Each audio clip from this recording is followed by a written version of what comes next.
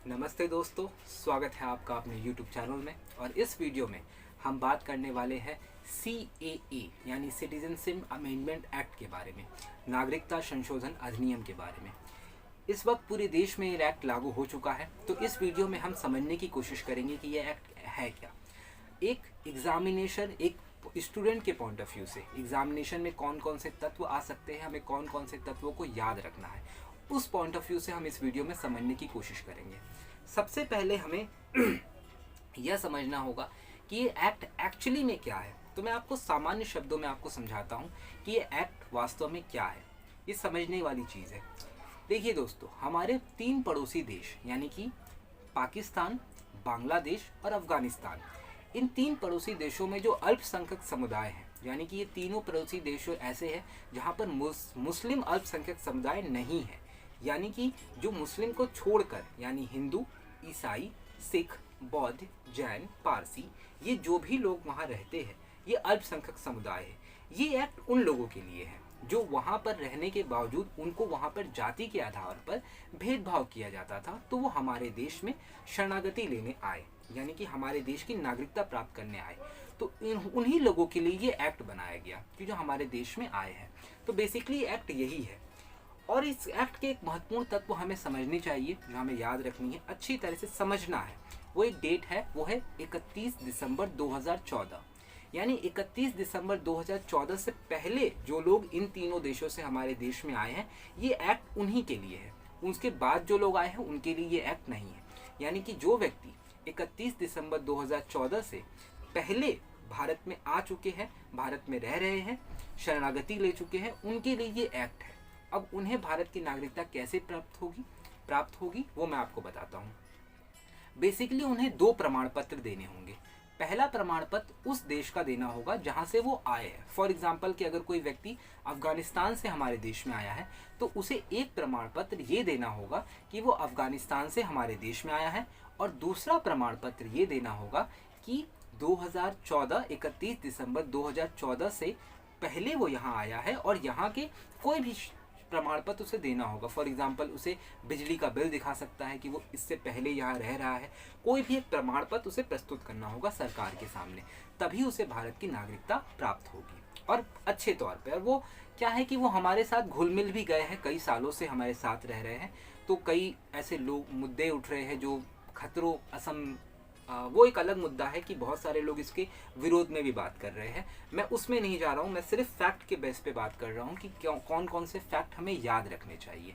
तो पहले आपको समझ में आए कि ये 3 देश हैं, यानी पाकिस्तान, बांग्लादेश और अफगानिस्तान में जो अल्पसंख्यक समुदाय है उनके लिए है। दूसरी की 31 दिसंबर 2014, ये डेट याद रख लीजिए। जो उससे पहले यहाँ पे रह रहे हैं उनके लिए ये एक्ट बना है। तीसरा जो आपको एग्जामिनेशन के पॉइंट ऑफ व्यू से याद रखनी चाहिए कि भारत सरकार ने 6ठी अनुसूची में जो देश हमारे यहाँ आते हैं उन पे ये लागू नहीं होता है। यानी ये इन देशों के नाम जो मैं बोलूँगा इसे याद कर लीजिए, उन सब देशों में ये लागू नहीं होगा। यानी ये लोग उन देशों की सिटीजनशिप नहीं ले सकते, भारत के अंदर उन राज्यों की सिटीजनशिप नहीं ले सकते। वो देश कौन से हैं? वो है अरुणाचल प्रदेश, नागालैंड, मिजोरम और मणिपुर। यानी मैं दोबारा रिपीट कर रहा हूँ, अरुणाचल प्रदेश, नागालैंड, मिजोरम और मणिपुर, ये 4 देश ऐसे हैं जिन्हें पे ये लागू नहीं होता है। ये इनर परमिट वाले देश है, यहाँ जाने के लिए इनर परमिट लेनी होती है। तो ये 6ठी अनुसूची वाले देशों पर ये लागू नहीं हो रहा है, यानी इन्हें साइड करके देखा जाएगा। ये बहुत ही एग्जामिनेशन के पॉइंट ऑफ व्यू से ये जो है बहुत फैक्ट बात है, तो इसे आप बहुत अच्छे तरह से समझ लीजिए। आई मेक श्योर कि ये जो फैक्ट है, ये फैक्ट ही एग्जाम में पूछे जाएंगे। अगर हम डिबेट पे आए, बहुत सारे राज्यों पे इसका विरोध हो रहा है। फॉर एग्जांपल पश्चिम बंगाल, असम जैसे पूर्वोत्तर के जितने भी राज्य हैं, ज़्यादातर पूर्वोत्तर राज्यों में इस एक्ट का बहुत तेज़ी से विरोध हो रहा है। अगर हम उस पॉइंट ऑफ व्यू से बात करेंगे तो वीडियो काफ़ी लंबा हो जाएगा। मैंने सिर्फ एग्जामिनेशन के पॉइंट ऑफ व्यू से मैंने इस वीडियो में बात किया कि क्या क्या फैक्ट आपको याद रखने हैं। फॉर एग्जाम्पल आपको पता होना चाहिए कि ये एक्ट जो है वो क्यों, ये संशोधन एक्ट है, ये नागरिकता छीनने का एक्ट नहीं है, ये नागरिकता देने वाला एक्ट है। नागरिकता में संशोधन तो हमेशा ही होती है, तो ये नागरिकता वाला एक्ट है। ये किसी देश के शरणागति को अपने यहाँ पर एक शरण देने वाली बात है, और वो ऑलरेडी हमारे यहाँ पर कई सालों से रह रहे हैं।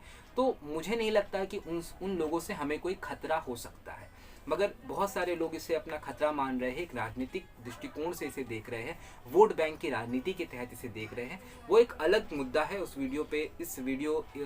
टॉपिक पे किसी दिन और वीडियो अलग से मैं बनाऊंगा। इस वक्त हमें यही समझना होगा कि ये एक्ट क्या है। तो आई मेक श्योर कि आपको कुछ बातें समझ में आ गई होगी कि ये एक्ट जो है, मैं एक बार रिपीट कर देता हूँ आपको अच्छी तरह से समझ में आ जाए। यह एक्ट शरणागति को शरण देने वाली एक्ट है, यानी कि हमारे पड़ोसी देश पाकिस्तान, बांग्लादेश और अफगानिस्तान से जो लोग अल्पसंख्यक समुदाय के लोग हैं उनको शरण देती है, और जो भारत में 31 दिसंबर 2014 से पहले से रह रहे हैं उनको ही शरण देती है। और छठी अनुसूची में जो देश आते हैं वो उन पे ये लागू नहीं होती है। और कौन कौन से देश छठी अनुसूची में आते हैं?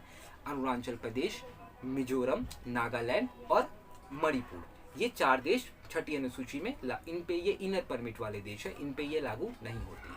और ये नागरिकता जो है, ये नागरिकता देने का प्रावधान है, नागरिकता छीनने का नहीं। तो ये बात अपने दिमाग में आप स्पष्ट रखिए कि ये किसी भी भारतीय व्यक्ति का नागरिकता को छीनने का प्रयास यहाँ नहीं किया जा रहा है, ये नागरिकता देने का प्रयास किया गया है।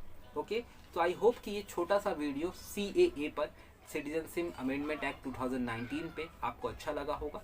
जैसा भी लगा कमेंट सेक्शन में लिख के बताइए। अगर आपका कॉन्सेप्ट अभी भी क्लियर नहीं है इस एक्ट को लेकर, मैं क्लियर कर दूं, मैंने सिर्फ एग्जामिनेशन के पॉइंट ऑफ व्यू से मैंने बात की है कि एग्जाम में कौन कौन से फैक्ट आ सकते हैं, कौन कौन से क्वेश्चन आ सकते हैं जिसकी समझ आपकी होनी चाहिए उस क्वेश्चन को सॉल्व करने के लिए।